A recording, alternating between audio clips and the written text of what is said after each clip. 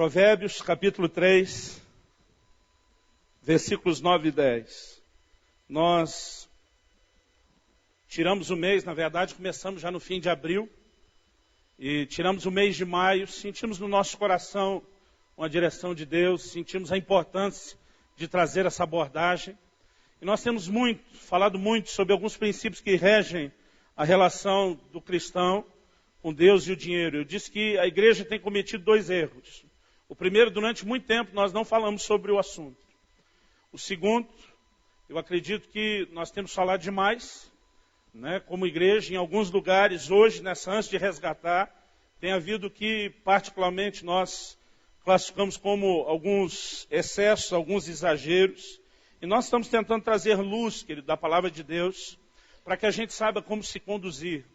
O que eu quero compartilhar com vocês essa noite é fruto de uma correção de Deus na minha própria vida, que eu recebi quando pastoreava ainda na cidade de Guarapuava.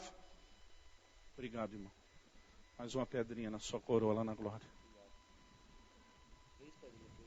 3 pedrinhas. Isso deve ter acontecido mais ou menos em 2001. Se eu tiver errado, 2002. Eu acho que foi 2001. E alguém disse que quando a gente não lembra mais o ano, alguma coisa está acontecendo com a cabeça da gente. E eu admito, irmão, tem hora que é difícil saber quando foi. Mas eu pastoreei na cidade de Guarapuava por 9 anos. E eu acredito que isso deve ter sido ali por 2001, o 8º ano, mais ou menos. E eu me lembro de uma tarde em que eu estava orando e buscando a Deus, porque eu tinha uma responsabilidade que eu queria fugir dela. Durante muito tempo, como nós temos falado e ensinado, eu tive muita dificuldade a respeito de ensinar nessa área financeira. Porque você vê tanta coisa acontecendo e você tem o medo de acabar sendo classificado de uma forma errada, associado a alguns que estão se movendo de forma que a gente não concorda, desde métodos, doutrinas e etc. E durante muito tempo eu fui parte daqueles que só faltava esconder atrás do púlpito, dizer os irmãos nos perdoem, mas infelizmente é hora de tirar os dízimos e ofertas. Nós vamos fazer isso do jeito mais rápido possível, indolor, amém. Eu já fui desse time. Mas eu me lembro de um dia em que nós tivemos uma reunião administrativa com o presbitério em Guarapuava. E nós estávamos terminando uma obra, uma construção. E eu lembro que nessa reunião, fazendo todo o balanço, o orçamento, o programa, nós chegamos a uma conclusão. Que a menos que alguma coisa mudasse, a nível de contribuição, nós teríamos que interromper aquela construção que nós estávamos fazendo. E eu lembro que na reunião alguém disse, antes de tomarmos a decisão de interromper o processo, de parar por um tempo, será que a gente não podia primeiro trazer um último desafio, um último encorajamento ao povo e esperar para ver se existe resposta antes de engavetarmos o projeto? E tomamos aquela decisão, isso vai ser feito. E eu me lembro que o pastor Harold, o nosso líder do presbitério, o pastor sênior da equipe, ele perguntou, alguém aqui tem uma palavra específica que tem recebido de Deus nessa área de finanças, que gostaria de ministrar, e já aproveitar o momento, fazer um encorajamento? E eu lembro que todos os amigos viraram e apontaram para mim, ele tem. E eu fiquei olhando para a turma e disseram, não, você disse que em janeiro Deus falou com você, isso devia ser mais ou menos o mês de abril.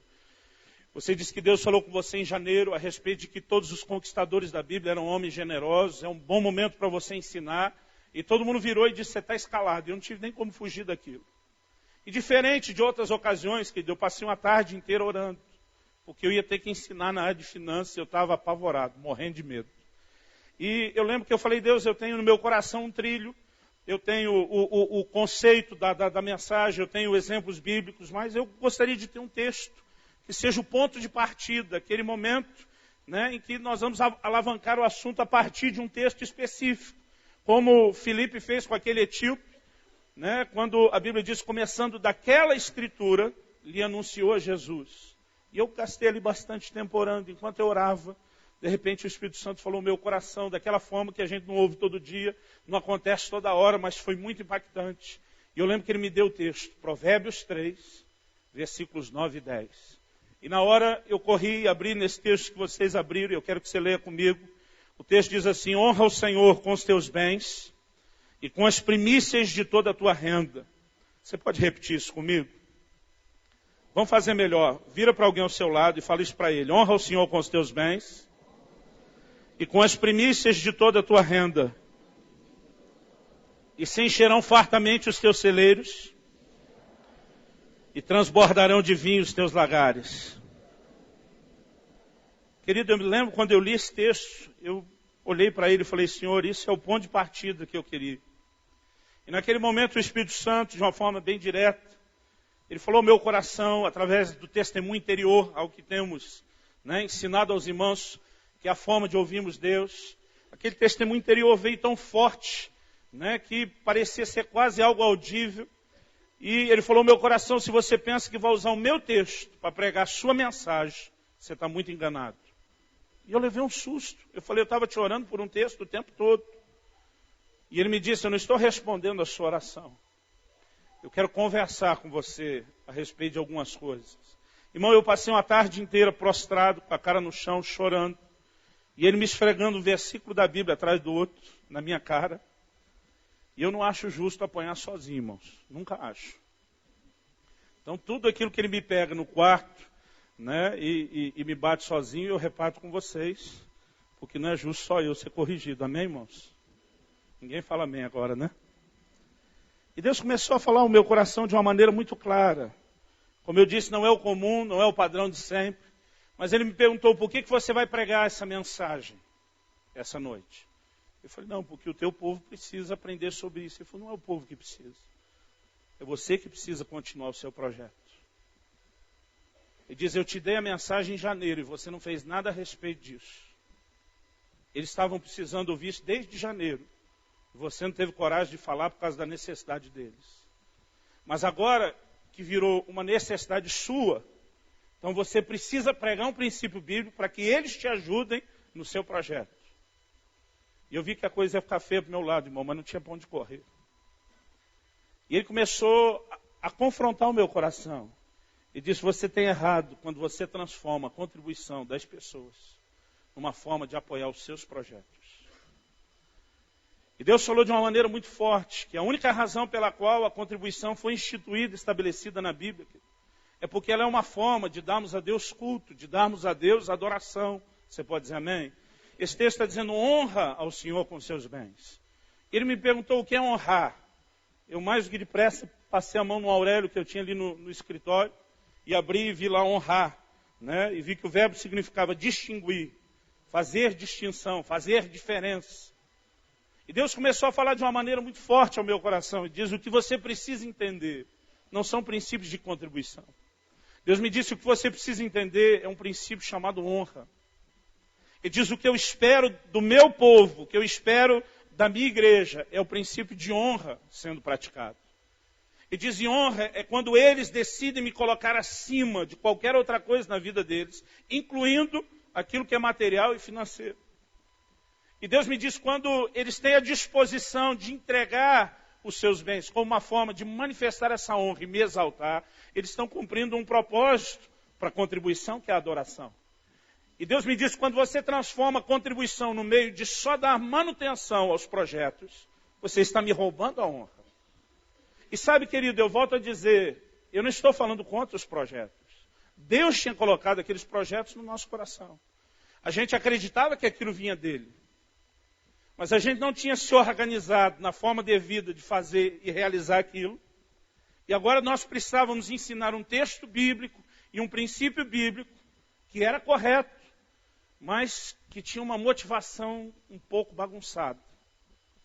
E naquele dia ele começou a falar ao meu coração a respeito do princípio de honra. Deus me disse: eu estou tentando falar com você há algum tempo, você não entende.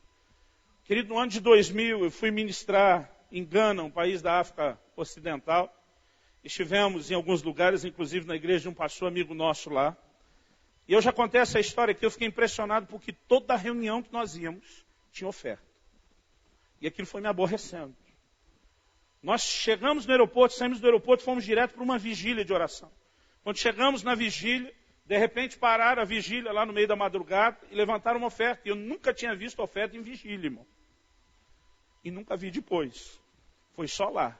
mas tinha acabado de chegar empolgado, eu tinha feito o câmbio, né, do real para o dólar, do dólar para o CDI, que é a moeda deles, eu já tinha perdido as contas, nem sabia o que valia o que mais, mas empolgado, peguei a maior nota de todas, cheio de zero, e fui lá e dei uma oferta que eu achava que era muito boa. No dia seguinte, nós fomos para uma reunião de líderes, oferta. Eu já fiquei um pouco menos empolgado.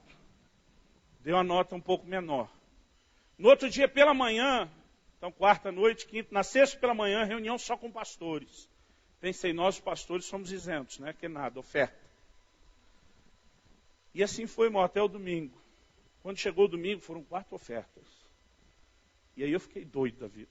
Quando terminou a reunião, eu peguei um dos pastores, chamei ele e falei, meu amigo, você já esteve com o seu pastor lá na nossa cidade, você conheceu a nossa realidade lá do Brasil. Eu falei, nós somos um país terceiro mundo, mas somos um terceiro mundo um pouquinho melhor que vocês.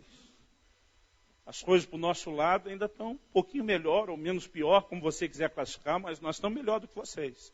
E ele falou, onde é que você quer chegar com isso? Eu falei, e você viu que nós temos 3 reuniões por semana na nossa igreja, mas só levantamos oferta na reunião do domingo. E fazemos isso da forma mais discreta possível. E eu lembro que ele me perguntou assim, você acha que nós levantamos oferta toda a reunião porque nós queremos arrecadar mais? Eu falei, se não for por isso, é para quê? E ele me olhou assim com uma cara de assustado, tipo, não acredito ouvindo isso de você. Ele me disse assim, desde a velha aliança, Deus disse, ninguém compareça perante mim de mãos vazias. Ele diz, nas outras reuniões vocês cantam e adoram a Deus? Eu falei, não, nas outras reuniões a gente adora, a gente tem palavra, só não tem oferta. Oferta só no domingo. E eu lembro que ele olhou para mim e falou, esse é o seu problema. Você acha que oferta não é adoração. Irmão, ele me pegou de jeito. E a vontade era dizer depois, desculpa a vergonha que eu passei. Porque ele falou assim, Luciano, nós ensinamos nosso povo aqui o seguinte, se você tem 5 reuniões na semana, e você só tem, forçando o câmbio, R$5 para contribuir, em vez de você dar R$5 num culto e nada nos outros, troca os 5 em 5 notas de 1 e toda reunião traz algo a Deus. Eu falei para ele, mas no fim não dá na mesma? Ele falou, pelo ponto de vista da contabilidade, sim. Ele disse, se você olhar pelo ângulo da adoração, não. Porque o princípio desde a velha aliança é, ninguém compareça perante mim de mãos vazias. Nós sempre trazemos algo a Deus como expressão da nossa adoração.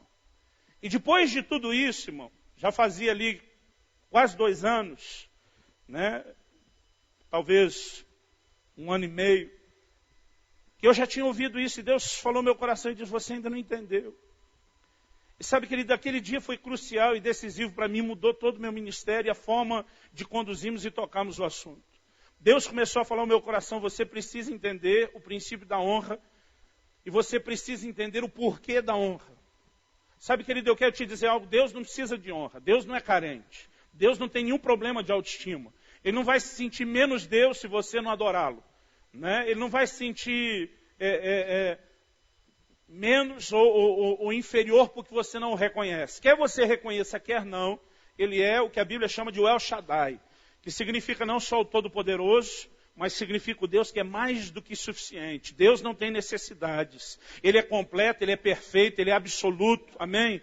E Deus não tem necessidade de honra, querido. Por que ele pediu honra? Eu acredito que é principalmente por causa de nós. Em 1 Samuel 2,30, Deus diz assim, eu honro aqueles que me honram, mas aos que me desprezam, eu desprezarei. Existe um princípio de reciprocidade em Deus que nós temos ensinado. A Bíblia diz, chegai-vos a Deus e Ele se chegará a vós. Jesus diz, dai e ser-vos-á dado. E eu não sei porque a gente usa esse texto só para falar de oferta. Querido. Jesus disse, se você julgar, você vai ser julgado. Ele diz, não condene, porque senão você vai ser condenado. Ele diz, tudo quanto quereis que os homens vos façam, fazei vós a eles. No reino de Deus, querido, existe um princípio de reciprocidade, inclusive na nossa relação com Deus. Se damos a Ele honra, recebemos honra.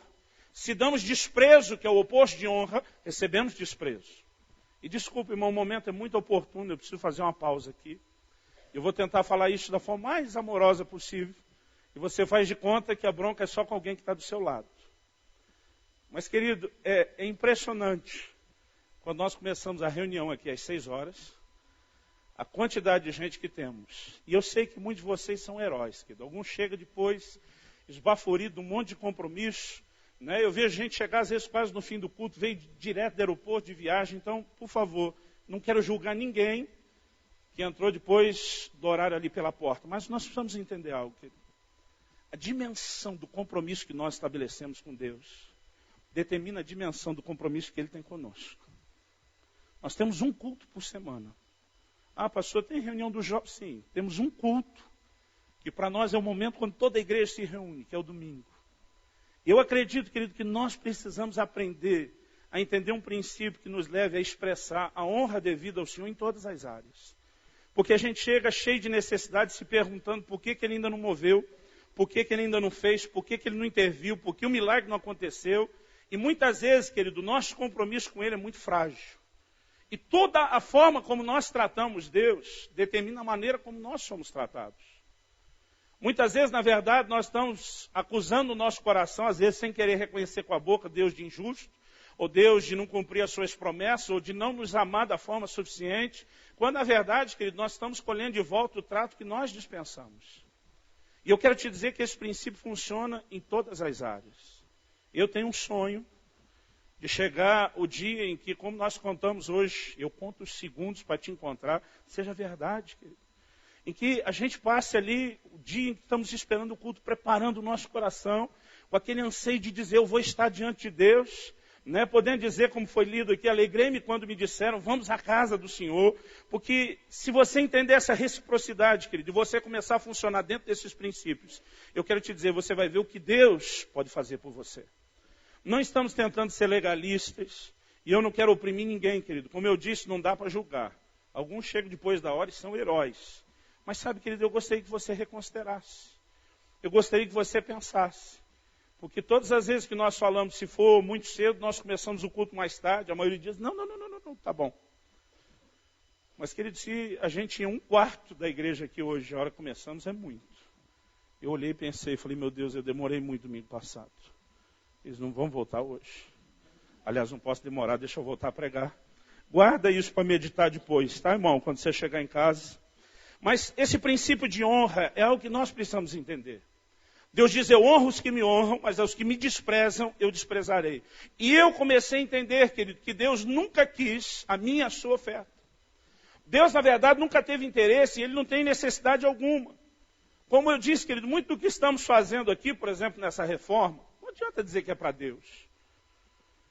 Queremos, como igreja, receber as pessoas num bom ambiente. Queremos dizer que é importante fazer tudo isso com excelência. Sim, mas nem tudo isso, querido, nós realmente fazemos para Deus. Muitas vezes nós vamos estar fazendo para Deus o que fizemos semana passada. Quando ensinamos sobre a importância do dar fora da igreja. Que é quando você encontra pessoas com necessidade, querido, você vai ministrar a vida delas.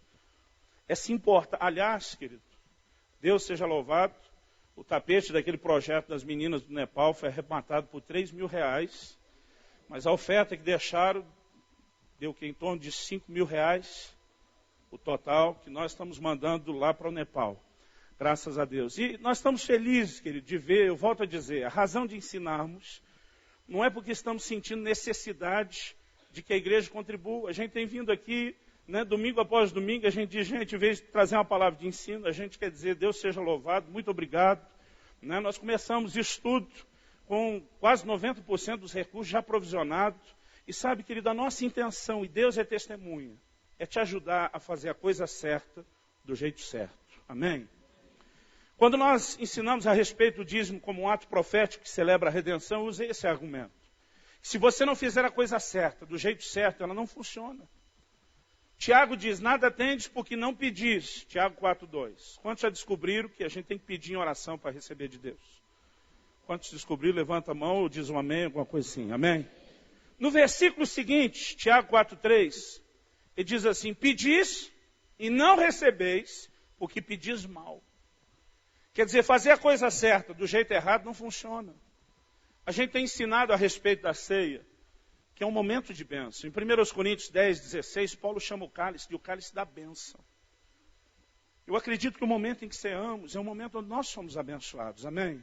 Mas Paulo diz, se você fizer isso de modo indigno, Então, em vez de abençoado, você vai ser julgado. Porque fazer a coisa certa do jeito errado não funciona. E sabe, a grande preocupação pastoral nossa, querido, é que como igreja, nós possamos fazer a coisa certa do jeito certo. Porque isso vai trazer resultados. Deus começou a falar no meu coração aquele dia, aquela tarde, né? Eu acredito que foi em abril, mais ou menos de 2002, talvez. Deus começou a falar no meu coração e Ele disse, eu gostaria que você ensinasse a igreja, não a contribuir, mas a contribuir do jeito certo. Porque Deus me disse, ou você ensina o povo a fazer do jeito certo, ou é melhor que vocês não façam. E eu levei um susto. Como é melhor que não faça?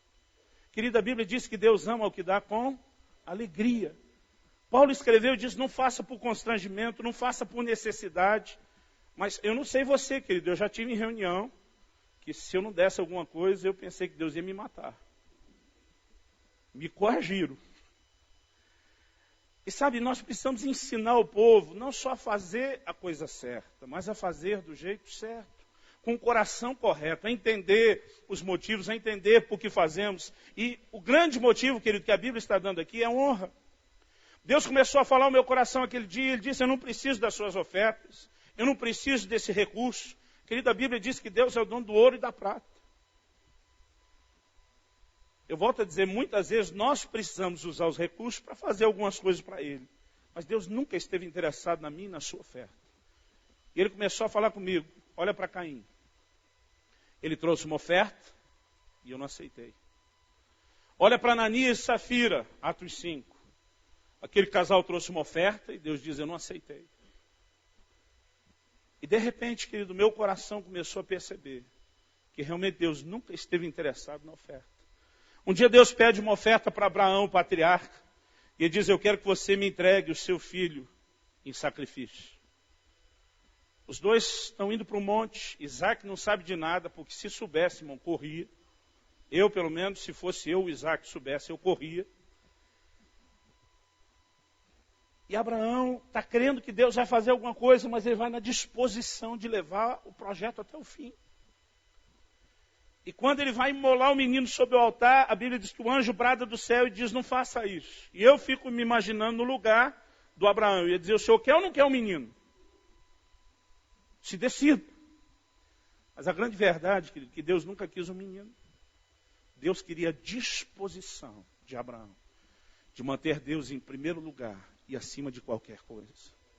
Eu quero te dizer, querido, que Deus não está interessado na minha, na sua oferta, no dízimo, na primícia, né, na esmola, o nível de contribuição que você quiser classificar. O que Deus sempre quis é que ao fazermos essas coisas, pudéssemos fazer com o coração disposto a honrá-lo. E o que Deus quer é honra, porque se nós não dermos honra, Ele prefere que então a gente não dê nada. Abra sua Bíblia comigo em Malaquias, no capítulo 1. E nessa tarde, quando Deus me guiou até esse texto e começou a falar comigo através desse texto, eu fiquei impressionado, eu fiquei me perguntando como que eu li a Bíblia tantas vezes sem nunca ter reparado nesse texto, até essa ocasião. Malaquias 1,6 diz assim, o filho honra o pai e o servo honra o seu senhor.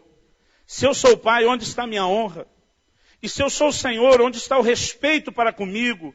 Diz o Senhor dos Exércitos, a vós, ó sacerdotes, que desprezais o meu nome. Mas vós perguntais, em que desprezamos nós o teu nome? Ofereceis sobre o meu altar pão imundo e dizeis, em que te havemos profanado? Nisso que dizeis que a mesa do Senhor é desprezível. Quando trazeis animal cego para o sacrificardes, não é isso mal? E quando ofereceis o coxo ou o doente, não é isso mal?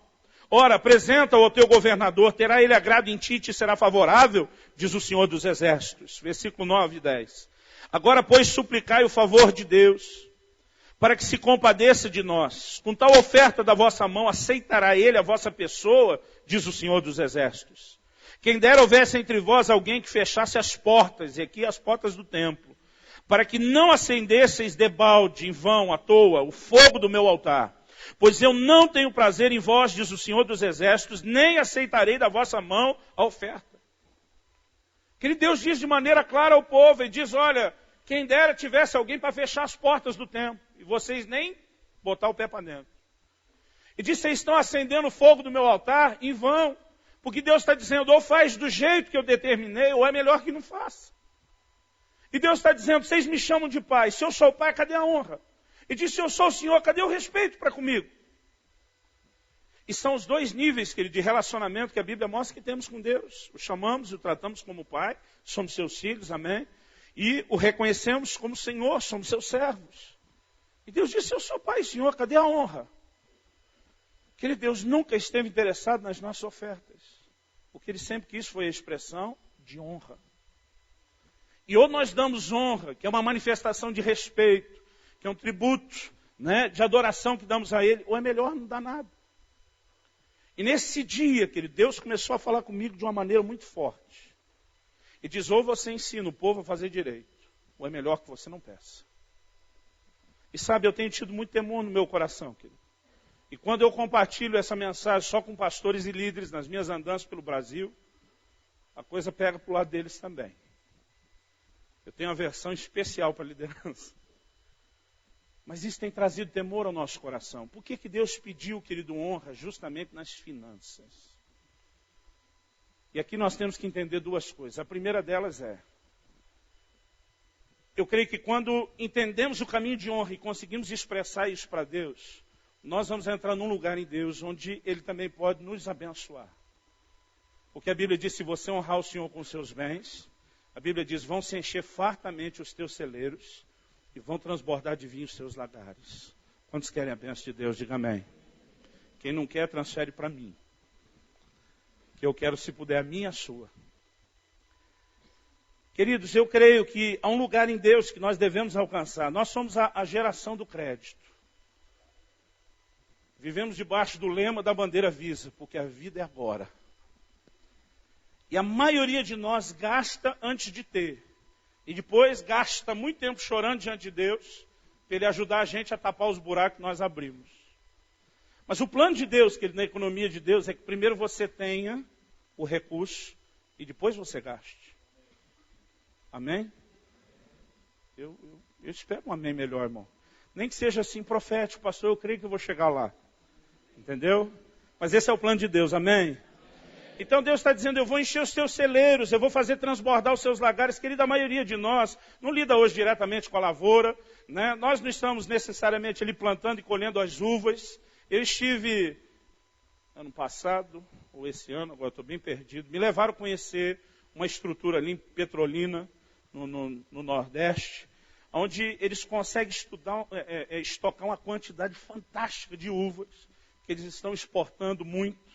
Né, o projeto de irrigação que eles fizeram ali em torno do São Francisco, Petrolina no Pernambuco e Juazeiro na Bahia do outro lado, eles estão plantando, colhendo muita fruta, exportando, me levaram a ver, eu fiquei assim impressionado.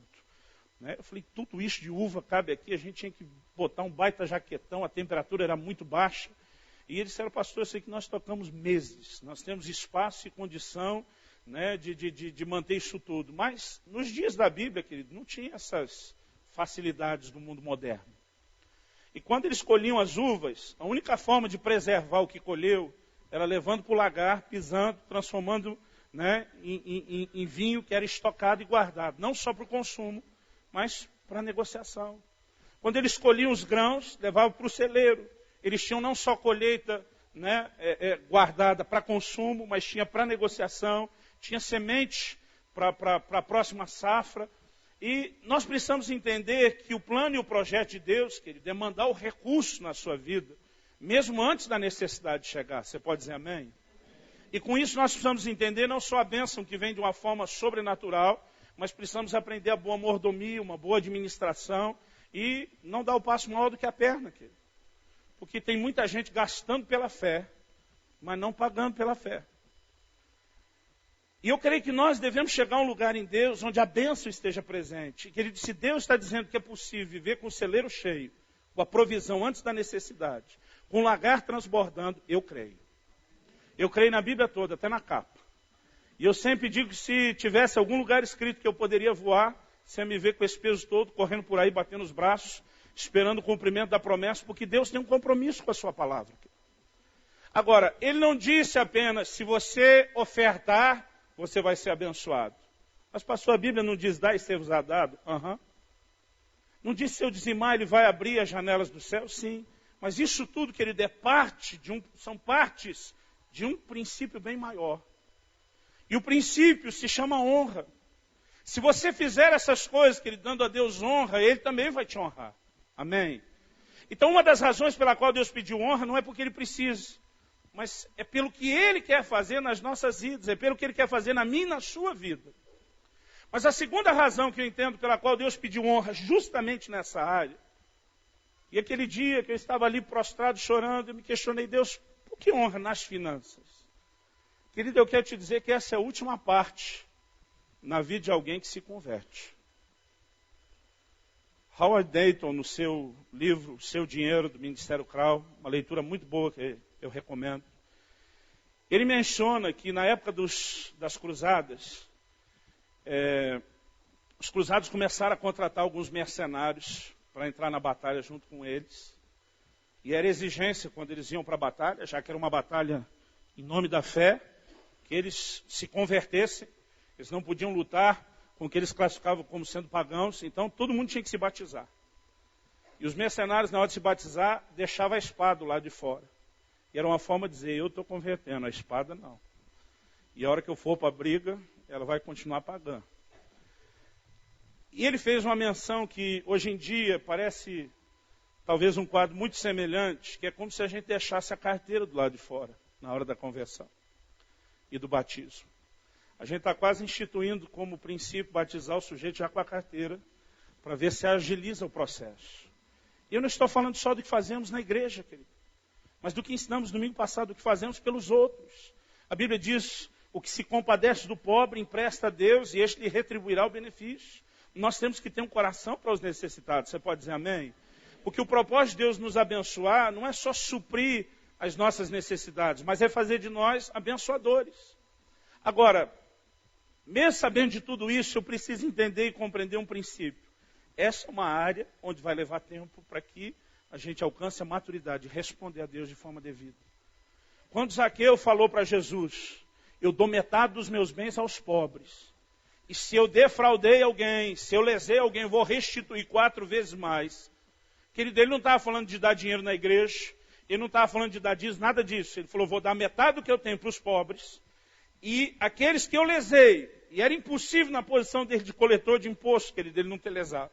E diz, eu vou restituir 4 vezes mais. A Bíblia diz que Jesus se espantou e disse, hoje chegou salvação a essa casa. Porque isso é um termômetro, querido. É uma das últimas áreas que às vezes nós rendemos a Deus. Então você vai perceber no ensino de Jesus. Jesus ensina lá a parábola do semeador e ele diz que uma das sementes caiu entre espinhos. A Bíblia diz que os espinhos cresceram e sufocaram a semente. E quando ele vai explicar depois o que eram os espinhos, ele chamou de os cuidados do mundo e a sedução das riquezas. Ou seja, isso é uma área, querido, que tem o poder de sufocar a frutificação da palavra de Deus na nossa vida. Pastor, o dinheiro é ruim? O dinheiro não, querido. A Bíblia diz, o amor ao dinheiro é a raiz de todos os males. Eu digo que tem gente que não tem dinheiro, não tem um tostão no bolso, e ele tem o amor ao dinheiro. Ele é avarento, ele é ganancioso, ele quer muito ter, mataria alguém para ter, e apesar de não ter nada, ele tem um problema pior. Além de estar falido e quebrado, ele tem a raiz de todos os males. Agora, alguém pode ter muito dinheiro e está vivendo dentro daquele princípio do Salmo 62:10, que diz, se as vossas riquezas aumentam, não ponhais nelas o coração. Então, eu quero tomar emprestado uma frase de Kenneth Hagin, de um dos seus livros, que ele diz que não há problema nenhum em que o crente tenha dinheiro. O problema é quando o dinheiro tem o crente. Aí a confusão está feita. Nós precisamos entender, querido, que no fundo é tudo uma questão de como o nosso coração se conduz. Jesus disse assim ali em Mateus 6, não podeis servir a 2 senhores. Ele diz, não podeis servir a Deus e as riquezas. Ele está dizendo que alguém não podia ter dinheiro? Não. Ele disse que o dinheiro não pode ser um senhor na sua vida. E quando eu vejo que no livro de Atos, as pessoas trazendo o dinheiro e colocando aos pés dos apóstolos, até os dias de Jesus no templo, eles tinham os gasofiláceos, os cofres de oferta. Marcos 12 fala de Jesus se assentando diante do cofre da oferta para ver como o povo ia contribuir. Mas na igreja apostólica, querida, a Bíblia diz que eles traziam o dinheiro aos pés dos apóstolos. Eu acho que existia uma mensagem simbólica. Eu acho que quando eles botavam o pé naquilo tudo, era uma forma de dizer aqui, ele é servo, não senhor. Mas sabe, querido, se você não entender no seu coração a razão pela qual contribuímos, está errado. Quando Deus começou a falar comigo a respeito disso, Ele me falou a respeito de uma ovelha do rebanho. E eu vi a cara do fulano e Deus me perguntou, esse você acredita que é fiel? Você acredita que ele me honra com seus bens? Eu falei, esse sim. E Deus disse, por que você acredita que ele me honra? Eu falei, Senhor, todo dia primeiro, ele traz o cheque dele com o dízimo, com valor até dos centavos. E ele normalmente não espera nem o primeiro domingo. Ele procura a secretaria de tesouraria da igreja, já no primeiro dia ele entrega o que é de Deus. Eu falei, se tem alguém aqui na igreja que eu acho que te honra, é ele. E Deus me disse, você está muito enganado. Deus me disse, sabe por que ele dá o dízimo? Deus me disse assim, nas próximas semanas vou permitir que você ouça isso da boca dele. Sabe qual é a filosofia dele a respeito do dízimo? Que é melhor ficar com 90% do que a gente ganha, abençoado, do que tentar ficar com 100% debaixo de maldição e ter perdas. Deus me diz, a frase que você vai ouvir da boca dele é, dos males o menor.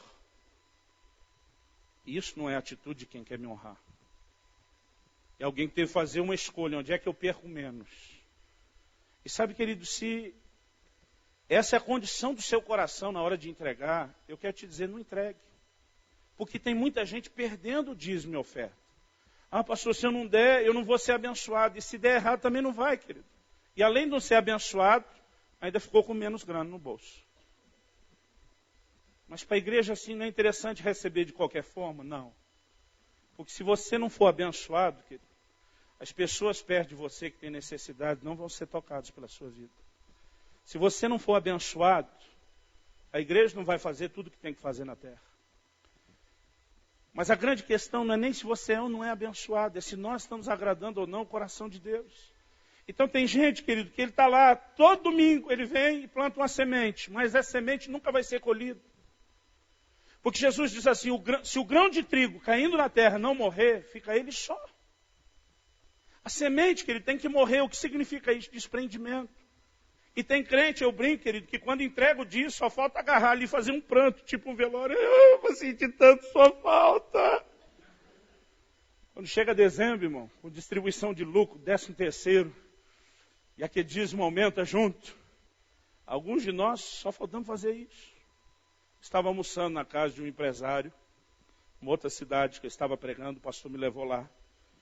Eu tentando assim me comportar, lembrando de todas as dicas que minha amada esposa Kelly me deu, sobre a importância de ser fino, de não ser tão simprão como às vezes eu sou, em lugares onde não devia. E eu ali, fazendo assim o melhor, para tentar assim, manter a imagem, né, irmão? E de repente o Senhor começou a falar no meu coração e diz, eu tenho uma palavra para você dar para o dono da casa. E eu cochichei baixinho para ele, espero que seja alguma coisa bem educada. E Deus me disse, fala assim para ele, que ele tem se perguntado o que o irmão dele, o sócio dele, que não é cristão, o que ele tem prosperado mais do que ele, que me serve. Eu falei, irmão, Deus me disse que você está fazendo uma pergunta a Deus já há um tempo, me veio uma palavra de conhecimento, é um dos dons do Espírito. E a sua pergunta para Deus é essa, é verdade? Ele falou, é verdade. Eu falei, Deus mandou te dizer algumas coisas. Eu falei, a primeira, o fato de você servir a Deus não te dá direito de gastar mais do que você ganha. E a mulher do lado, fala a Deus. Quando a mulher fala a Deus, irmão, é porque você pegou o cara de jeito. Eu falei, segundo, você precisa prestar atenção nisso. Terceiro, eu falei, Deus me disse que a semente que você planta não morre. Ele falou, como assim? Eu falei, querido, você dá de medo de ser julgado por Deus. Mas se arrependimento matasse, você já tinha morrido algumas vezes. Eu falei, já teve culto, você quase voltou a pegar o que você deu, não é? Falei, como é que o senhor sabe? Eu falei, querido, você é daqui, só falta fazer um velório. Ele falou, pastor, quando dezembro chega. Eu falei, é. Eu falei, querido, se a semente não morrer, não valeu nada você ter entregado. Ela não vai ter colheita. Então eu entendo, querido, que Deus diz que Ele ama o que dá com alegria. E eu quero te dizer, Ele abençoa, querido, a quem consegue desprender daquilo. Pastor, eu ainda não tenho fé para dar e desprender. Então não dê ainda, irmão. Ore, procure crescer em fé, porque senão você está perdendo a semente. E também está perdendo a bênção. Nós não queremos, como igreja, querido, usar os projetos como uma justificativa para que você faça. O temor que Deus tem trazido aos nossos corações é o seguinte: ou você faz da forma correta, ou Ele diz, é melhor que não faça. E esse texto, querido, eu não sei para você, mas esse texto de Malaquias para mim foi assustador. Deus diz, pega essa oferta que você está trazendo para mim e leva para o seu governador. Vê se ele vai te aceitar. Vê se lá vão interpretar isso como honra, como respeito. E diz, se você não faria isso para alguém, por que você faz para mim? Porque ele, desde o início, quando Deus estabeleceu o sacrifício, ele pediu, o animal tem que ser perfeito. E Deus disse que o povo levava o quê? O pior. E sabe o que nos atrapalha, querido? É muitas vezes ficar pensando no que vai ser feito com aquilo. Eu sempre digo, se a oferta que nós levantamos é para abençoar missões, a resposta é uma. Isso falando assim, generalizadamente do resto do Brasil, tá, irmãos? Eu tenho cada vez mais orgulho de vocês, não está dando para dizer as mesmas coisas aqui. A gente tem feito muito pelos de fora, graças a Deus. Mas na maioria dos lugares, para não parecer que é com você, na maioria dos lugares, se a gente diz, nós vamos levantar uma oferta para instalar uma estrutura de um ar-condicionado, a resposta é bem maior do que quando você diz, vamos apoiar o que os missionários estão fazendo lá na África ou na Índia. E eu já fui daqueles que pensei assim, quem mandou ir? Não tem nada a ver com isso. Dependendo do motivo, querido, a gente começa a avaliar se vale a pena ou não. Dependendo do motivo, nós decidimos o como vamos fazer. E eu quero te dizer, querido, o propósito de dízimos e ofertas e a nossa contribuição não é a manutenção da casa de Deus. Pastor, eu aprendi isso desde criancinha, eu também. Ensinei isso por muito tempo, mas hoje eu digo que a manutenção da casa de Deus, querido, é efeito colateral. É mera consequência. O propósito é dar a Deus o culto. E o culto que Ele recebe, querido, depende do coração com que você faz, não do quanto você faz. A Bíblia diz que quando Jesus sentou diante do gasofilácio, a Bíblia diz que Ele observava como as pessoas ofertavam. Não diz que Ele observava quanto. Como. O coração com que nós fazemos, querido, vai fazer toda a diferença. E eu estava lendo esse texto, que me traz muito temor, pensando nele naquele dia.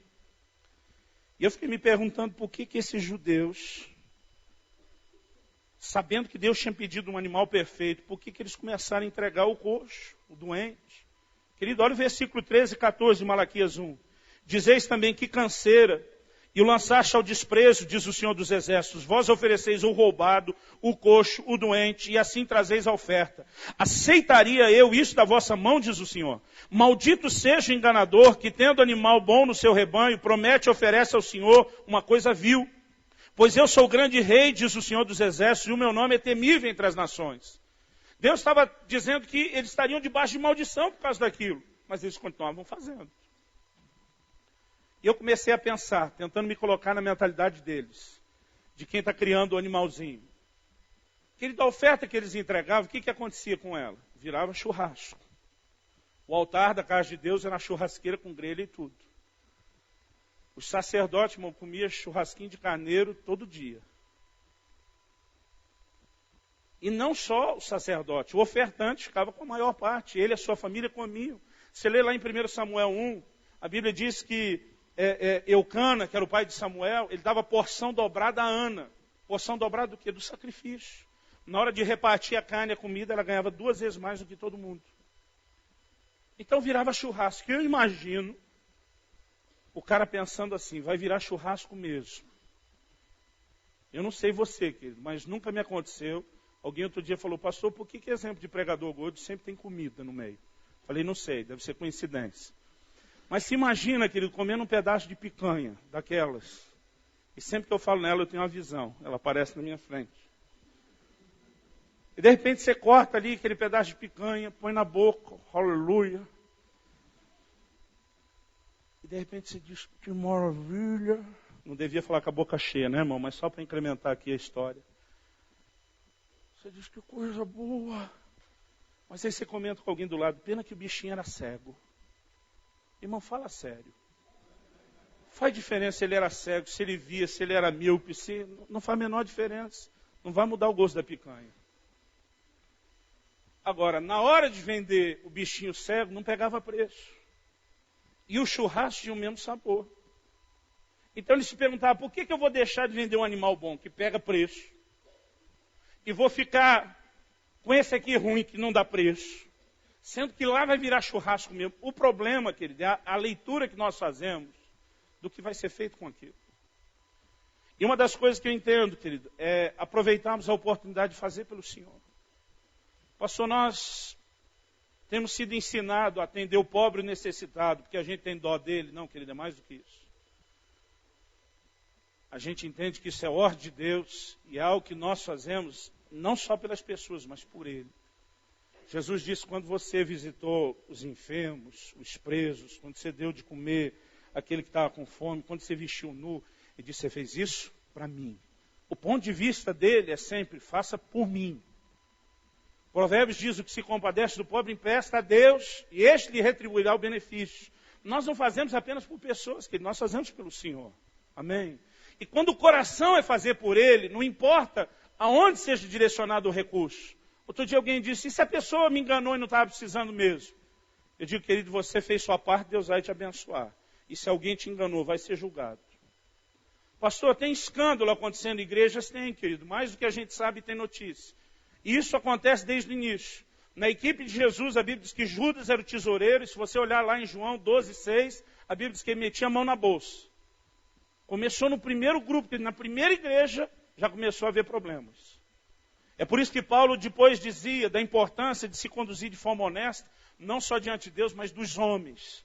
De se resguardar, de dar um bom testemunho, porque infelizmente acontece. Agora, eu quero te dizer, as pessoas que contribuíram para o ministério de Jesus, e aquele recurso foi desviado, você acha que eles perderam a bênção de Deus? Não. Agora, quem desviou Judas? Eu não queria estar no lugar dele, não é nem só na hora em que ele se enforcou, como diz a Bíblia. Eu não queria estar no lugar dele nunca, em relação ao juízo que vai receber. Porque quem toca naquilo que é sagrado, vai ser julgado por Deus. E nós precisamos aprender a ter o coração correto. Mas se aquela pessoa que me pediu não precisa, normalmente, querido, eu dou o conselho, não dê dinheiro. Tentar comida, tentar alguma outra coisa. Mas, querido, eu já tive, às vezes, tomar uma decisão em fração de segundos. E às vezes eu corro o risco de estar ajudando alguém que nem merece ser ajudado de verdade. Mas muitas vezes, na dúvida, eu ainda prefiro fazer. E dizer, Deus, o Senhor conhece o meu coração e a minha disposição de te honrar. Ontem peguei um pastor amigo nosso no aeroporto e quando estava voltando, nós paramos num farol, eu vi um senhor de muletas pedindo esmola, e eu falei para ele, que ponto nós chegamos? Que a gente fica medindo a muleta, as pernas, tudo, para ver se a gente acredita naquilo e dá ou não. Ele falou, pois é, pastor, e esse não me convenceu. Eu falei, nem eu. De repente, querido, até ele realmente estava precisando. Mas a gente vive uma época, querido, em que há tanto erro. Se nós não cuidarmos com o nosso coração, nós vamos ficar pensando sempre no que é feito com o dinheiro. E não no propósito que nós temos de fazer algo por alguém. E eu não estou dizendo que você não deve ter critério, querido. Quanto mais critério você tiver, melhor. Mas o que nós não podemos perder de vista é a atitude de coração. E isso Deus começou a cobrar de mim. Eu quero que você abra aí a sua Bíblia comigo em Marcos, no capítulo 14. Marcos, capítulo 14. O que normalmente, querido, chamamos de uma cena de adoração extravagante na Bíblia. É interessante notar que não tem música, não tem dança. Essa adoração foi feita com recurso material. Agora, o mais interessante é que isso não foi dirigido para o caixa ou para a contabilidade da igreja. E é isso que eu quero que, como igreja, a gente aprenda. Às vezes nós começamos a achar que o que Deus pediu que a gente fizesse fosse só aqui. E muitas vezes, que Deus vai te levar a fazer algo que não tem nada a ver com a igreja, mas você vai estar fazendo por Ele. Essa mulher veio, e diz aqui Marcos 14, a partir do versículo 3, estando ele em Betânia, reclinado à mesa em casa de Simão o leproso, veio uma mulher trazendo um vaso de alabastro com perfume de nardo puro de muito preço. Quebrou o vaso e derramou o bálsamo sobre a cabeça de Jesus. E alguns dos presentes se indignaram e diziam uns aos outros, para que se fez esse desperdício de bálsamo? Esse perfume podia ser vendido por mais de 300 denários e ser dado aos pobres. E murmuravam contra ela. Jesus, porém, disse, deixai-a, por que a aborreceis? Ela praticou uma boa obra para comigo. Porque os pobres sempre os tendes convosco, e quando quiserdes, podeis fazer-lhes o bem. Mas a mim nem sempre me tendes. Ela fez o que pôde. Antecipou-se a ungir o meu corpo para a sepultura. E em verdade vos digo que em todo o mundo, onde esse evangelho for pregado, o que ela fez também será contado para a memória sua. Querido, palavras de Jesus, ele diz, aonde o evangelho for pregado, no mundo todo, em todos os lugares, em todas as gerações, aonde um discípulo for feito, ele diz, eu quero que o que essa mulher fez seja contado. Porque ela se tornou um modelo de ofertante mais do que isso. Ele diz, para a memória sua. Jesus decidiu imortalizar aquela mulher. Ele diz, eu não quero que ela seja nunca esquecida. E a Bíblia está falando de Maria de Betânia, irmã de Marta e Lázaro. Ele decidiu e presenteou ela com um nível de homenagem que nós não vemos mais ninguém. Nem a família, nem os 12. Ela foi honrada de uma forma extraordinária. Querido, quando Jesus ia a Jerusalém, diz os evangelhos que ele voltava a pé alguns quilômetros e ele se hospedava à noite na casa dessa família. Eles conseguiram não só ter o mestre com frequência. A Bíblia diz que Jesus amava Lázaro. Querido, o milagre que Jesus operou por Lázaro, ressuscitado 4 dias depois de morto, não foi a única ressurreição de Jesus, mas nenhuma delas foi nesse nível. Por que a atenção dele foi tão atraída sobre aquela casa? Porque a Bíblia diz que o Senhor honra aqueles que o honram, mas os que o desprezam, ele vai desprezar. E a honra dessa mulher, que não foi parar no caixa da igreja, não foi parar na contabilidade de nenhum ministério. Aos olhos dos homens, o que ela fez foi desperdiçar recursos. Aliás, a turma ficou doida, querido. E estamos falando do monte de judeu em volta dela. Eles ficaram doidos com aquilo. A Bíblia diz que eles começam a reclamar para que esse desperdício agora. Qual o problema deles? O mesmo de muitos de nós. A gente podia ter feito isso pelos pobres. A gente podia ter feito... Nós sempre estamos pensando no que o dinheiro faz. E não na razão, querido, pela qual às vezes nós vamos tributar honra a alguém. E nesse dia Deus começou a falar ao meu coração e ele disse, pensa 2 vezes. Antes de você desafiar o povo a contribuir, como se isso se cumprisse só aqui dentro da igreja. Deus me disse, há muitas expressões de honra que nunca vão ser contabilizadas. E vão acontecer no dia a dia da vida das pessoas. Querido, quando você tem lá uma oportunidade de fazer um negócio ilícito e ganhar dinheiro mentindo, e você decide não fazer aquilo pelo seu temor a Deus, porque quer honrá-lo, aquele recurso que você deixou de ganhar, acredite, isso é uma oferta ao Senhor. Quando o guarda te parou, que ele disse, você estava errado, e ele te deu uma oportunidade de resolver por bem menos, e você optou pela multa e não pelo bem menos, porque você que estava errado, eu quero te dizer, você está honrando a Deus. Quando você decide pagar suas dívidas e dar um bom testemunho, você está honrando ao Senhor. Você pode dizer amém? Paulo escreve aos Coríntios e diz, só haver demanda entre vós, já é uma completa derrota. Ele falou, vai um irmão a juízo contra outro irmão, isso perante incrédulos. E diz, por que você não sofre antes o dano, a perda? E sabe, querido, eu não estou dizendo que você não pode ir à justiça. Estou dizendo que muitas vezes, entre defender o que é um direito seu, mas ver o nome do Senhor envergonhado por um problema que não precisava existir entre nós, e sofrer a perda, Paulo diz, às vezes é melhor sofrer a perda e poupar o nome do Senhor das coisas erradas que nós fazemos. E quando alguém opta por isso, eu já fiz isso algumas vezes, eu acredito, querido, que esse dinheiro do qual você abriu mão é uma oferta ao Senhor. E toda essa atitude de honra para fazer o melhor por Deus vai se transformar em bênção na sua vida. Não por causa de quanto você deu na igreja, mas pela atitude do seu coração, dizer, eu vou manter Deus acima. Quantos entendem a diferença? E sabe, querido, Deus falou ao meu coração aquela tarde de domingo em Guarapuava, de uma forma que me marcou para sempre. Quando eu comecei a olhar como o povo reclamou da mulher, e lendo ali a Bíblia, eu pensei, eles são um bando de carnais. E é fácil a gente falar mal dos outros, né? Eu já desci a lenha no Pedro, querido, que afundou naquela água, não sei quantas vezes, pregando. Até um dia que o Senhor me perguntou, se você estivesse lá naquele barco, o que você tinha feito? Você tinha arriscado andar como ele ou agarrado no barco como o resto? Irmão, eu nunca mais falei mal de Pedro, ele virou um bom sujeito para mim.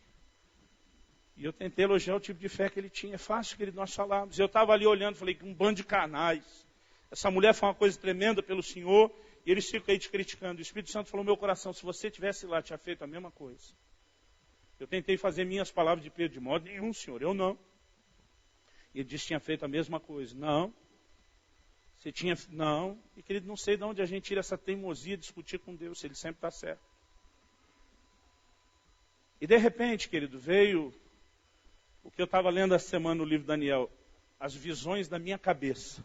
Eu não entendo o que Daniel tentou dizer com visões da minha cabeça. Mas eu não sei dizer se isso foi uma ilustração, querido. Para mim foi uma viagem mesmo na minha cabeça. Eu não chamaria isso de uma visão no sentido místico, de como muitos dos dons se manifestam, mas foi muito real. E essa ilustração foi muito impactante. Deus me fez viajar na minha imaginação e foi tão real como se acontecesse. Enquanto eu estava dizendo ali, não, não, não, ele me fez ver uma cena. Eu vi o templo da igreja, ali em Guarapuava, e é como se eu assistisse a cena toda, como se uma câmera filmadora estivesse assim no alto do forro da igreja, no canto esquerdo, pegando assim perspectiva diagonal a igreja toda. E eu via como se estivesse dali, né? Como se eu mesmo estivesse vendo, ou se aquilo foi filmado, estava num telão, eu estou vendo aquela perspectiva. Mas eu também estou lá no culto. Então tem o eu que está vendo e o eu que está sendo visto. Não sei se você entende ou se eu estou confundido demais. E eu estou vendo uma cena de um culto, querido. Pensa numa reunião animada. Aquele povo com as mãos erguidas, adorando a Deus, cantando, chorando. Era um momento onde a presença de Deus veio. E eu de olhar aquela cena assim, fiquei todo empolgado, orgulhoso. Né? No meu coração, falei, puxa, a igreja está correspondendo bem. E de repente a minha atenção vai para um rapaz descendo o corredor da igreja. Eu não sei quem ele é, nunca vi nem antes nem depois. Talvez seja uma personagem virtual, só daquela visão. Mas eu vi ele descendo o corredor e ele vinha chorando, soluçando, ele estava muito quebrantado, debaixo de uma convicção da presença de Deus. E eu tenho que encenar isso, irmão, não tem como não encenar. E ele vem descendo, chorando, e eu também estou lá adorando a Deus. E no caminho todo que ele vem descendo o corredor, ele vem dizendo, Jesus, eu te amo tanto, eu te amo mais do que tudo. Eu te amo mais do que o dinheiro. E quando ele está passando e falou dinheiro, eu já virei e olhei. Eu não quero que você me entenda mal, querido. Deus conhece o nosso coração. Mas você não sabe o peso que muitas vezes está sobre um líder. Que está lá no culto domingo se perguntando, como nós vamos pagar as contas da segunda? Muitas vezes as pessoas não entendem que toda a estrutura custa. E às vezes custa muito. E nós estávamos num momento onde havia necessidade, como eu compartilhei. E quando ele passa e diz, eu te amo mais do que tudo, mais do que o dinheiro, aquilo chamou minha atenção. Eu falei, quem está fazendo o quê? E ele vai até o altar, ele chega diante de Deus, ele se ajoelha diante de Deus. E ele está lá orando, com as mãos erguidas, chorando, quebrantado. Uma coisa linda de ver. E ele diz, Jesus, eu te amo mais do que tudo, eu te amo mais do que o dinheiro. E de novo eu dei uma olhadinha. E dizia, eu vou provar. E eu não consegui que ele não pensar no meu coração. Pensei, prova mesmo, criatura. Prova que você ama. E ele enfia a mão na jaqueta, era uma noite fria, típica lá de Guarapuava. Eu não sei se eu descrevo aqui de uma jaqueta, um blazer esportivo, era bem diferente. Ele enfiou a mão no bolso, querido, disse, um pacote grosso assim, de nota de R$100. Sabe aquela azulzinha que você só vê no cartaz do banco, na televisão? Tá amarrado, né? Mas um pacote grosso assim, querido, uns 2 dedos meu, que eu digo dá quase 3 de algum de vocês. E a minha cabeça de administrador, querido, eu não estou pensando em mim, eu estou pensando na igreja, nos projetos, mas a minha cabeça de administrador dispara. E eu começo a fazer as contas, quantos centímetros de nota, quantos milímetros tem uma nota, dividido pelo centímetro, quantas notas, vezes 100. E sabe que ele vai me dando a vontade da glória a Deus. Eu começo, glória a Deus, eu olho aquele maço, glória a Deus. Ele enfia a mão no bolso, que ele tira um segundo. Ok, tira um segundo, irmão, é glória a Deus para um, aleluia para o outro, já está tocando na minha cabeça a música da Ludmilla, chegou a nossa vez, chegou a nossa hora. E eu olhando aquilo, falei, Deus, hoje o Senhor respondeu nossas orações. E ele dizendo, Jesus, eu te amo mais do que o dinheiro, eu vou provar. E sai não sei de onde, querido, um terceiro pacote daquele. O terceiro já não é mais nem glória, aleluia, estou falando em línguas, é o clímax. E de repente ele joga aquilo tudo, ele enfia a mão no bolso da calça, ele tira um frasquinho sem rótulo nenhum, ele abre e começa a jogar um líquido em cima e eu sinto um cheiro de álcool. Não é culto de libertação, Zé Pilintra não pegou ninguém, irmão, mas está cheirando álcool. E ele enfia a mão no outro bolso da calça, ele tira uma caixa de fósforo. E diz, Jesus, eu te amo mais do que tudo, mais do que o dinheiro, eu vou provar. Quando ele diz, eu vou provar, e abre aquela caixa, que ele cai a ficha para mim. Foi o dinheiro de papel, álcool, fogo, tinha mais que o dinheiro. Irmão, sabe o que aconteceu na visão? Eu não sei se aconteceria de verdade, mas eu acho que sim. Eu saí correndo do meu lugar, irmão. Voei no pescoço do cara e saímos nós dois rolando.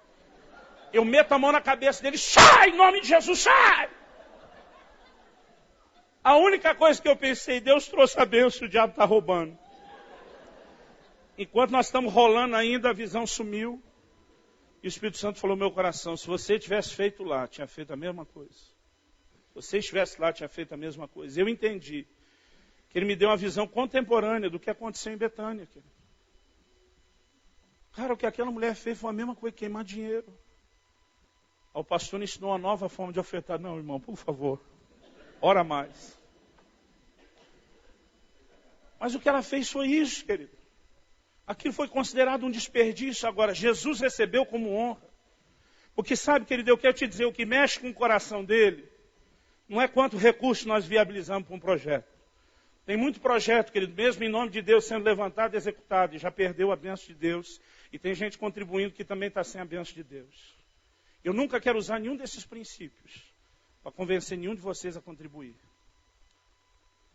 Que Deus me julgue se eu perder esse trilho de verdade que Ele tem colocado diante de nós. Mas, querido, se nós tivermos um coração correto para honrá-lo.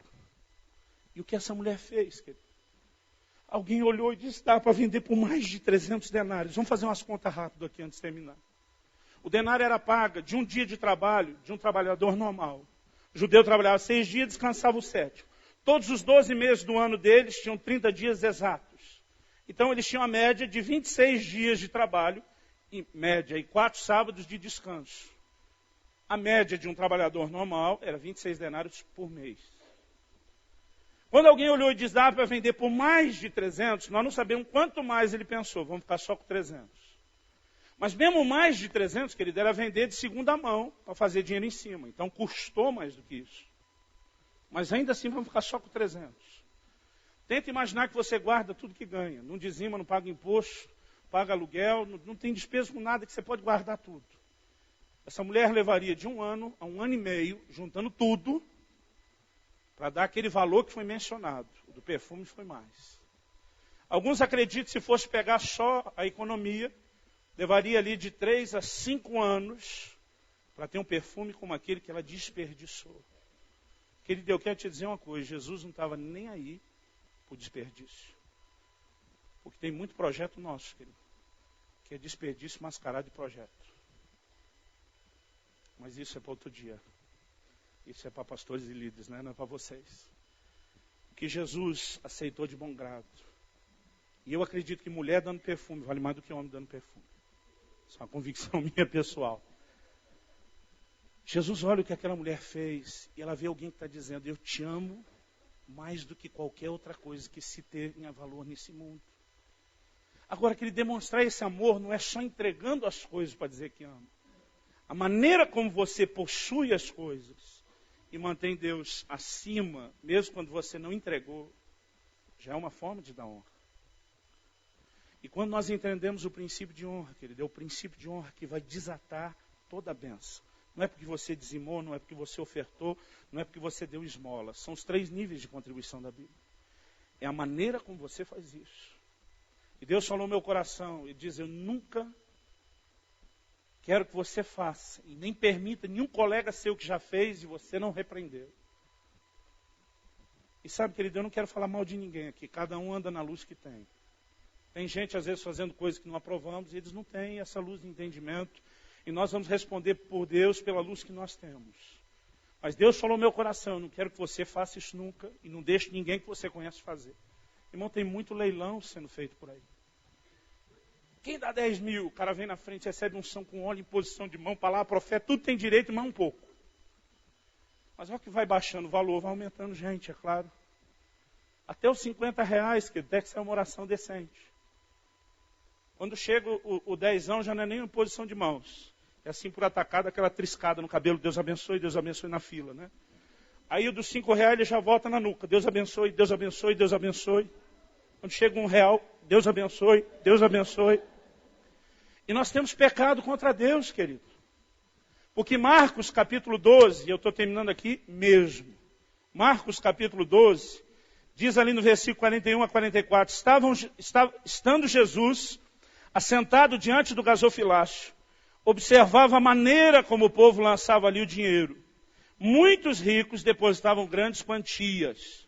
Vindo, porém, uma viúva pobre, lançou 2 pequenas moedas correspondentes a um quadrante, que era a menor moeda do Império Romano. 43. Chamando os discípulos, Jesus lhe disse, em verdade vos digo que essa viúva pobre depositou no gasofilácio mais do que todos os ofertantes. Todos deram do que lhes sobrava, mas essa da sua pobreza deu tudo que tinha, todo o seu sustento. Naquela tarde terrível, onde Deus estava me corrigindo, Ele me levou esse texto. E Ele me perguntou qual foi a maior oferta que você já recebeu para o seu ministério. Ele não estava falando da igreja. Diz o seu ministério de distribuir literatura para os líderes. E eu me lembrei de uma pessoa que contribuiu com alto valor. Na época, era a maior contribuição que eu tinha recebido. Quando essa pessoa veio, eu falei, olha, eu quero ouvir sua esposa, os filhos, a família. Isso é muito recurso para você semear. Mas ele falou, não, nós estamos de acordo, nós queremos te abençoar. E pudemos distribuir muita literatura, né, como temos feito, como fizemos em Moçambique agora no início do ano. E como temos feito em muitas reuniões com líderes. E Deus me perguntou qual foi a maior oferta que você já recebeu para o seu ministério. Na hora eu pensei naquele cheque. Aquele cheque, irmão, que é até mais pesado, de tanto zero. Eu falei, Deus, foi aquela. E disse, não foi. Não foi. Falei, Senhor, eu lembraria se alguma coisa chegasse perto, quanto mais fosse maior. Deus disse, não foi a maior oferta. E Deus me perguntou quanto essa pessoa ganha por ano. Falei, não faço ideia. Quanto essa pessoa ganhou no último negócio que ela fez que você soube? Irmão, na época, se eu não estou errado, beirava em torno de R$2 milhões o negócio. Eu falei, eu acho que ele ganhou uns 2 milhões. Deus me disse, calcula esse cheque que ele te deu em relação ao que ele ganhou e tira o percentual de quanto que ele te entregou. Eu fui lá, peguei a calculadora, fiz a conta. E aí Deus falou no meu coração, agora calcula o que é uma oferta de R$10 de uma pessoa que ganha um salário mínimo, que na época era 200. Irmão, eu fiz a conta umas 3 vezes na calculadora, porque eu achei que a calculadora estava errada. Proporcionalmente, essas pessoas que deram R$10 estavam dando muito mais. E Deus não vê oferta como nós vemos. Agora que Ele deu um pecado, e eu já vi gente fazer isso, na hora da oferta, graças a Deus, não é nossa realidade aqui, mas alguém disse que teve a reunião das cédulas, não das células, das cédulas. A de 100, como sempre, não compareceu. A de 50 perguntaram, por onde você tem andado? Na mão dos banqueiros, bancário. A de 20, eu estou nos supermercados. A de 10 disse, estou nas padarias. A de 5 disse, estou nas bancas de revista. A de 2 disse, eu tenho andado nos bares. E a 1 disse assim, eu me converti, eu estou nas igrejas. Irmão, o tesoureiro de igreja sofre com a verdinha, porque ela vem aos montes. E eu já vi pregador, talvez até na boa intenção, dizendo, não vem com usão não. Você já viu, irmão? Se você já viu, esquece. É só como ilustração. Não julga ninguém. Eu já entreguei R$1, querido. Na época R$1 pagava a passagem de ônibus. E eu andei quase 10 quilômetros a pé, no frio. Porque eu dei a passagem de ônibus. Se você me disser que isso não é honra, eu lhe ensino o que é honra. Que ninguém tem direito de dizer para os outros o que fazer. Agora, sabe por que às vezes o pregador diz não vem com unção? Porque por melhor que sejam as intenções dele, e eu acredito na boa intenção de muitos, é que um usão não paga as contas. Um usão não dá muita diferença na contabilidade. Mas, querido, Deus nunca pediu que a preocupação fosse essa. Tem gente dando R$1, que está dando mais honra do que muita gente que deu muito recurso. O que nós temos que entender é honra. E sabe, querido, talvez você venha às vezes no culto e traga umas moedinhas, mas eu quero te dizer, não fique sem dar. Se você já fez o orçamento do mês, pastor, o que eu vou poder dar é R$20 de oferta o mês todo. Você sabe, tem 4 domingos, querido. Troca aquilo em 4 notas de 5. Mas traga alguma coisa para Deus toda reunião. E quando você trouxer, querido, não se sinta mal, porque talvez não é o que você gostaria de dar. Lembre-se que os olhos de Deus estão vendo aquilo que você está fazendo, e é Ele que determina o que é honra. E quando Ele sentir que você está dando honra, Ele vai te honrar, mesmo que talvez você não fez o que outros possam. Eu fiquei me perguntando, porque durante tantos anos como igreja, a gente não teve a ideia de colocar uma espuma no fundo do gasofilácio, para ficar mais discreto quando a gente solta as moedas. Porque é um escândalo. E quando eu tinha que dar moeda, eu ficava com vergonha. Eu pensava assim, eu sou o pastor. A hora que o povo ouvir o barulho das minhas moedas, eles vão pensar, tirou nossa grana e só deu moeda, pastor. Que se o que você trouxe é isso, se Deus sabe o que você está entregando para Ele, anima seu coração e entenda que vai haver bênção sobre a sua vida. Amém? Mas pastor, se a igreja não arrecadar, não dá a fazer os projetos, nós fazemos o que dá, irmão. Eu creio que o importante é que você consiga olhar a sua vida, o seu orçamento e dizer, eu honro a Deus, e eu entendo que Ele me abençoa para eu abençoar pessoas, não só a casa de Deus. O quanto você faz, querido, é você e Deus. E Ele sabe o que você está fazendo, e Ele vai te honrar. Eu gostaria, querido, isso é parte do nosso DNA. Uma vez por ano, nós ensinamos essas verdades na igreja. Porque eu gostaria realmente, esse é meu sonho, que a gente entenda. É por isso que toda virada do ano, todo recurso que nós levantamos naquela semeadura profética que fazemos, nós mandamos para outras igrejas, para outros ministérios, para missões. Porque nós mesmos, os líderes, queremos ter certeza que a motivação do nosso coração não é outra, a não ser dizer, Deus, nós estamos fazendo para você. Não é para a gente. E quando é para a gente abre o jogo aqui e diz, é para a gente. Ar-condicionado, toda a estrutura, isso foi para nós. Quando eu volto de uma reunião na África, querido, que aquele povo às vezes só tem o telhado, nem parede, né? Aquela terra debaixo do pé. Eles vão vestidos com as melhores roupas, e às vezes bota a cara no chão. Eu fico morrendo de vergonha. Eu digo, Deus, às vezes a gente reclama que tem um pouco de ácaro no tapete que a gente debruçou para orar. Mas a nossa realidade é diferente deles, querido. E nós não vamos ter medo de querer viver aqui o melhor. Mas nós queremos ser sempre honestos. Porque ou você está fazendo algo que dá honra a Deus, que Deus está te dizendo, e eu quero dizer junto, é melhor que não faça. Amém?